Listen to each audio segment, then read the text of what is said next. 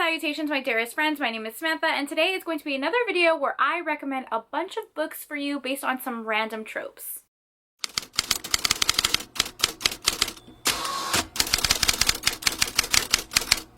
How are you? Welcome back to my channel, and I am back with my little trope cards from Lila, June & Co. Recently won a giveaway where I won all of their little cards. They look like tarot cards, and on each card is a specific trope. I did a video where I was just picking out random cards and giving you guys recommendations on the spot. It was a lot of fun to do, so this is like a part 2 to that video. But basically, really, this video is just me giving you a ton of romance books based on overly specific tropes. Leave the Etsy shop down below. This is a bag that is also from the shop. They also have sweaters. The artist Janelle is so insanely talented and creative, and I just love her Etsy shop. Just do a little shuffle.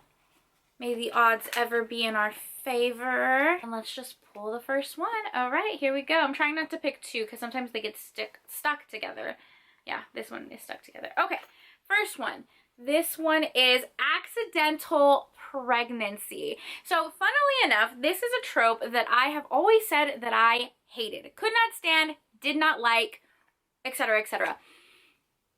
I lied. I actually don't mind accidental pregnancy, surprise baby tropes. I think what I really don't like is more so the miscommunication trope that was being paired with accidental pregnancy. I do have a video from Trope Week on some books that have this trope, which I will leave down below. But honestly, I like it. I do. So I have a couple to recommend to you. That is just a classic and probably the best is Destiny Surrender by Beverly Jenkins. This is the second in a series. I do have a video where I talk about this entire series. This one is definitely my favorite out of the entire series, and you definitely can read it out of order. This follows Billy, who is a prostitute, meeting Drew because he pays for her services, and they have some steamy fun together, but it really is not supposed to be anything serious. He comes from a line of nobility and money, and he is expected to marry well. He's engaged to get married, and he's supposed to be cutting ties with Billy, and she gets pregnant. Not a spoiler, it's literally like in the first chapter. Originally, Billy does not tell Drew that she's pregnant because they come from different lives. Year passes and she and her baby are both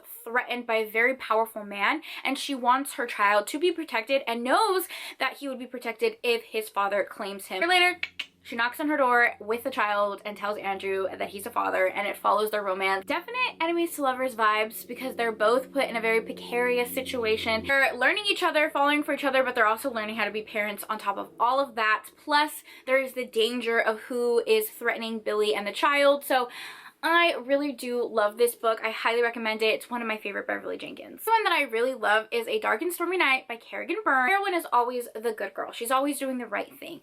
Well, she decides that she wants to have a little fun, if you will. So she decides that she's going to hire a male prostitute and just have a fun, steamy night. So she goes to this place to hire a male prostitute and ends up bumping into our hero, who is actually a cop in disguise, watching this Bordeaux because there are men going missing in the area, and he's trying to figure out what happens. Also wearing a mask, so she can't really like fully see who he is, and they end up having just one steamy night together, and that one night is all it takes for her to get pregnant.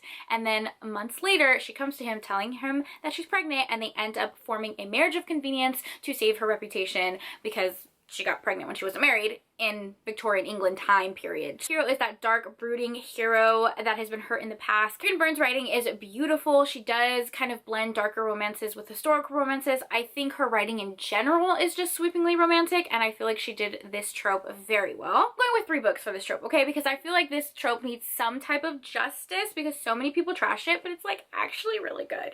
And I love Heartless by Daniel Allen. So our hero, he is a player, okay? He is a certified player. He is sleeping with different girls every single night, and he ends up getting a text message very late at night, and he thinks it's a booty call, but it's actually an unknown number telling him that he got someone pregnant, and he doesn't even know who it is, like who he could have gotten pregnant. So he's like racking his brain trying to figure out. Rowan and him have mutual friends. They met at a wedding of their friends who were getting married, and throughout the years they've hooked up like occasionally, but it's never been anything serious until she gets pregnant, and they have to figure out their relationship as well as how they're going to be parents. And it's great. It's so good.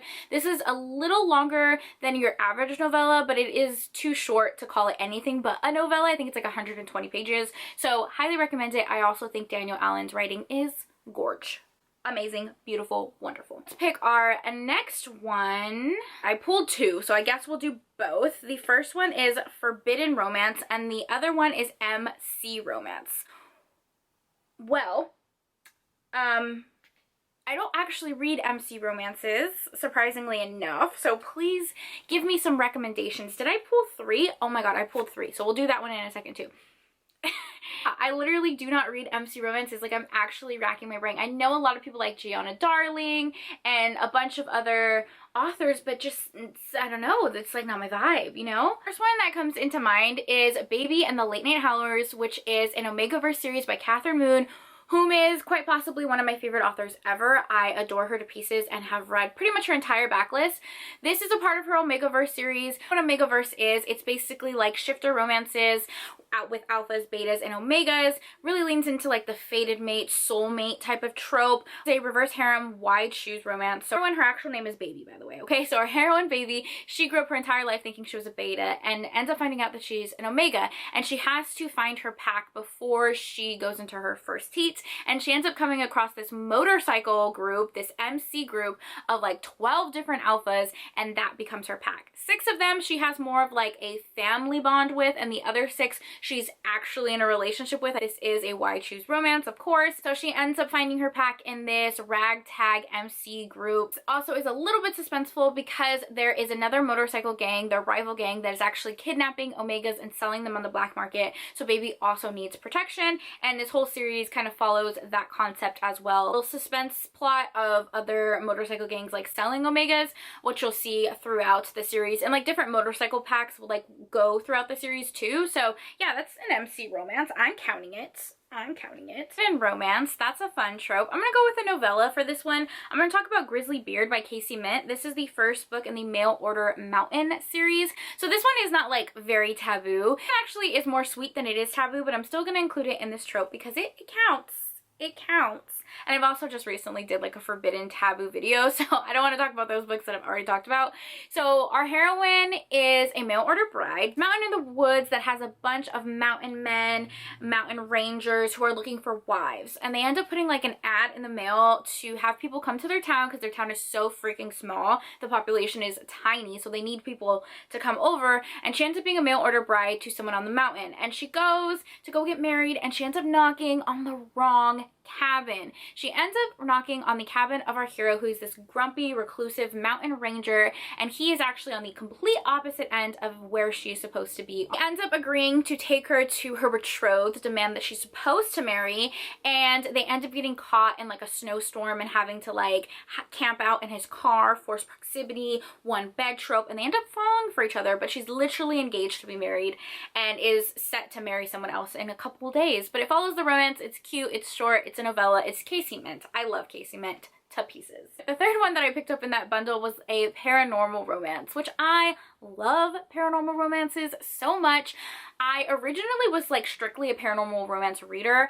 I read Dracula in like the 8th grade and my life was forever changed. Dived into the paranormal genre from there. Vampires, werewolves, the House of Night series, Twilight, romances, like all of that. Oh, what a great time in my life. The one that I'm like so deeply obsessed with right now is Bad Blood by Elsie Davis. Series, there's 3 books in the series out right now, and when I tell you, I'm obsessed with this series because it is so bonkers, it's so wild, the plot fucking crazy. I was in this friend group, and what he doesn't know is that they are, dun dun dun, vampires. And they actually follow like a very specific like blood cult where they like worship a blood goddess, and every couple hundred years their purpose on the earth is to bring her back via sacrifice, and they're supposed to find a vessel for her. Well, they need someone to sacrifice, and they end up luring our hero into the woods. This is a wide shoes like reverse harem romance, but in the beginning he's only dating one of them, and like his boyfriend convinces him that he's taking him on this nice date to a cabin in the woods, all of this stuff, lures him into the cabin, sacrifices him.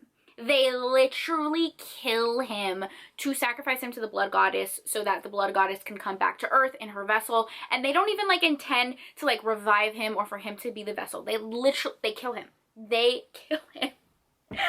But something goes wrong with the spell, and our hero ends up becoming the vessel for the blood goddess and comes back to life, and he's real pissed. He is real fucking pissed because they killed him. They literally killed him. But then it turns out that he has a little magic of his own. I'm trying not to do spoilers, but I have to explain it because the plot is so bonkers. He has a little magic of his own. We'll see in the book. And he ends up being their fated mates.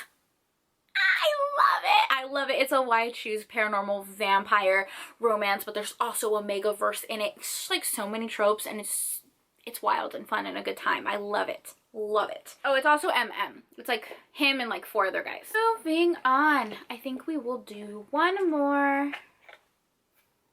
Grumpy Sunshine. Such a good trope. I just did a video for this one during Trope Week, which I will leave down below. It was a collab I did with Avery, so I'll also leave her video down below if you want even more recommendations. Obviously, my favorite Grumpy Sunshine pairing would have to be Stolen Air by Sophie Lark. This is the 2nd book in her Brutal Birthright series, which is a mafia romance series. You do have to read it in order. You do. I feel like you could pick up the 2nd book and kind of understand, but the 1st book is so good. I highly recommend it. There's a bunch of mafia families in Chicago. Hero has some beef with the Italian mafia and the Irish mafia because of something that happens in the 1st book. So as revenge, he ends up kidnapping our heroine, who is the youngest daughter of the Irish mafia and like their pride and joy. She's absolute sunshine incarnate. And he holds her for ransom and uses her to threaten her family and get back at her family. He like kidnaps her and takes her to this very gothic mansion. Lot in his past that is haunting him, but our heroine is a sunshine heroine. She's a little ballerina who just like breaks through all of his icy exterior,